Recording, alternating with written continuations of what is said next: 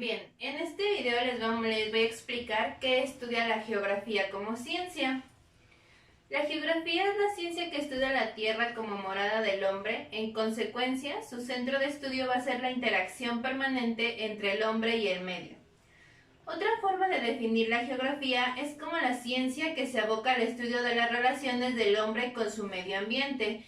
Es decir, que la geografía va a estudiar toda la parte física estructural, toda la parte social y toda la parte económica.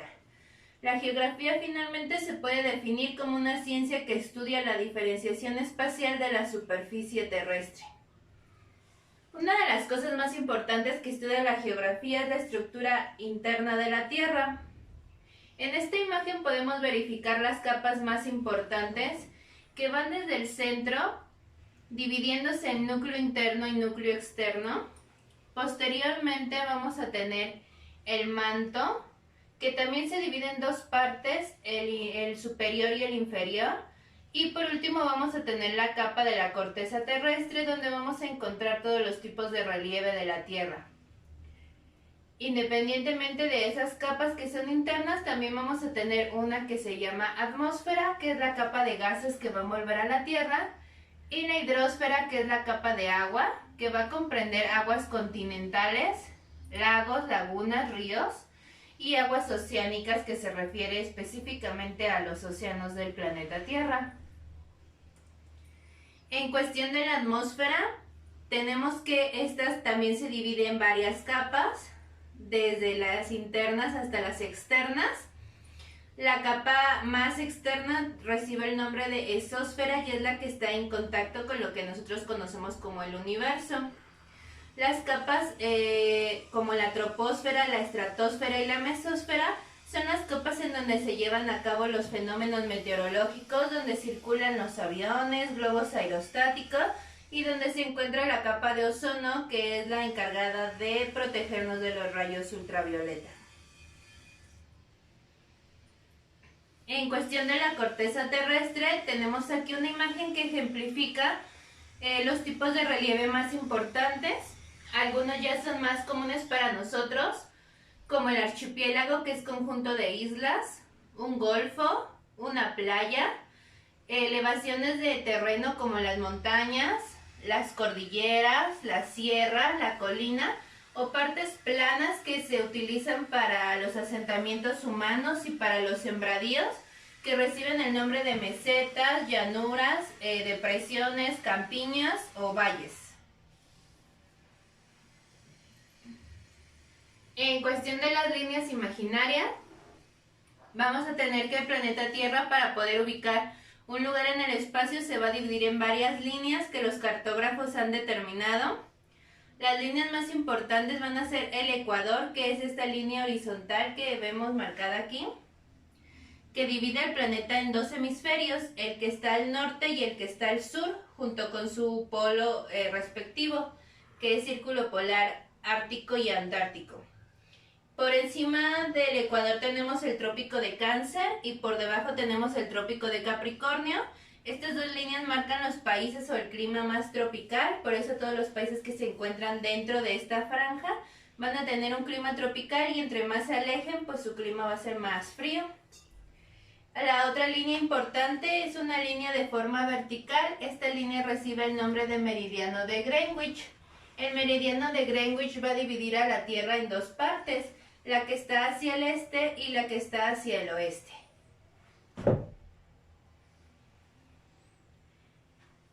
En la siguiente imagen podemos ver tres tipos de proyecciones cartográficas o tres tipos de mapas, donde vamos a encontrar el plano, el cilíndrico y el cónico. Cada uno tiene características específicas. Por ejemplo, en la proyección plana siempre se va a tener un punto central y a partir de ahí se va a dar la proyección. En la cilíndrica, la Tierra va a tener una forma de cilindro, una forma rectangular. Va a ser uno de los mapas más utilizados, ya que representa la mayoría de la superficie terrestre. Y en la cónica que tenemos del lado derecho, vamos a ver que es una proyección que generalmente siempre va a ser la parte de uno de los dos polos y la parte intermedia. No representa el globo terráqueo completo, pero sí sus polos en la mayoría. Este tipo de proyecciones nos sirve para determinar las coordenadas geográficas que son latitud, longitud y altitud. La latitud está dada respecto al ecuador y se da hacia el norte o hacia el sur. Es decir, que si nosotros nos encontramos en un punto del planeta, en este caso en México, tenemos que decir si estamos hacia el norte o hacia el sur del ecuador. Esa sería la latitud. Cuando queremos dar la siguiente coordenada, que es la longitud, nosotros tenemos que ubicarnos con respecto al meridiano de Greenwich y tenemos que decir si estamos hacia el lado este o si estamos hacia el lado oeste y cuántos grados respectivamente para poder dar una coordenada correcta. Y la altitud se da con la medida de correspondencia al nivel del mar, es decir, tenemos que especificar a qué altura nos encontramos del nivel del mar exactamente. Esa sería la tercera coordenada. Si nosotros tenemos, por ejemplo, un mapa, aquí marcamos las dos líneas imaginarias más importantes que hacen un plano cartesiano. Nos podemos ubicar en la rosa de los vientos. Aquí está el norte, el sur, el este y el oeste. Y si nosotros quisiéramos dar la coordenada, por ejemplo, del punto número A, tendríamos que decir que estamos primeramente hacia el norte del ecuador. ¿Cuántos grados? Aquí dice 50 grados al norte. Y tendríamos que decir si estamos hacia el lado este o hacia el lado oeste y cuántos grados respectivamente. En este caso van a ser 100 grados. Por lo tanto, la coordenada del punto A quedaría 50 grados norte, 100 grados oeste.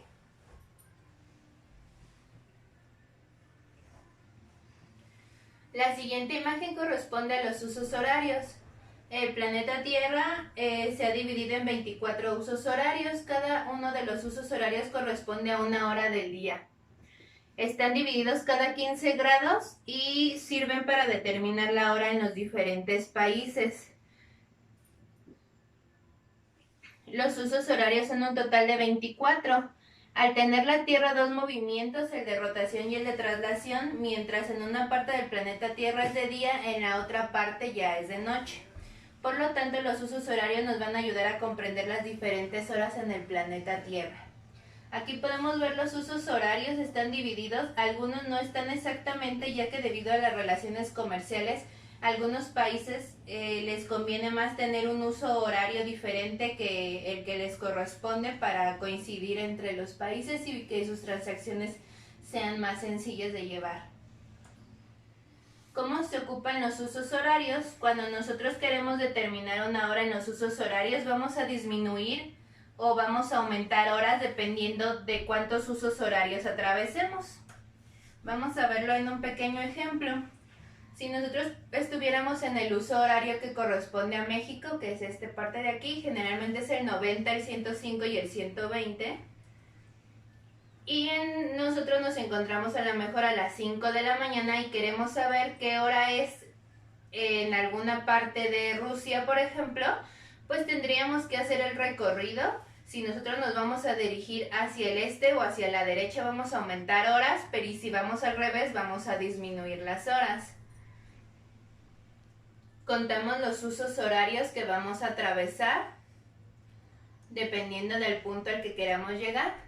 En este caso son 12 usos horarios, lo cual corresponde a 12 horas más en el reloj. Por lo tanto, en esa parte del mundo ya va a estar atardeciendo y van a ser las 5 p.m. porque hay 12 horas de diferencia. Si nosotros en este mismo, por ejemplo, quisiéramos saber qué hora es en alguna parte de África, haríamos lo mismo. Contamos los usos horarios que vamos a atravesar, pero en este caso ahora nos dirigimos hacia la izquierda. Solo vamos a atravesar 4 usos horarios, así que vamos a disminuir 4 horas. Entonces, en vez de ser las 5 de la tarde, por ejemplo, sería la 1 de la tarde. O las 2, dependiendo de la hora en la que nos fijemos. Y de esta manera se determinan los horarios.